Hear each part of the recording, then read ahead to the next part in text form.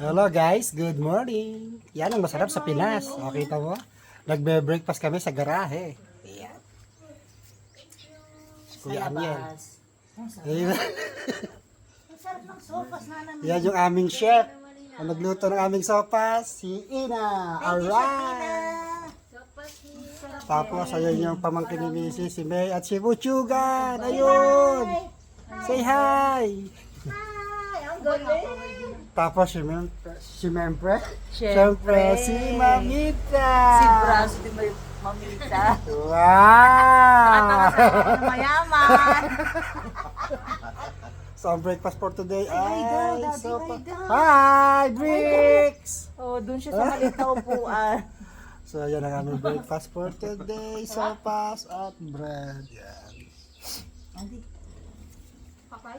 Sarap. Thank you very much sa aming breakfast. Thank you Lord for this blessing. Yan. Oh. Sarap ng work from home.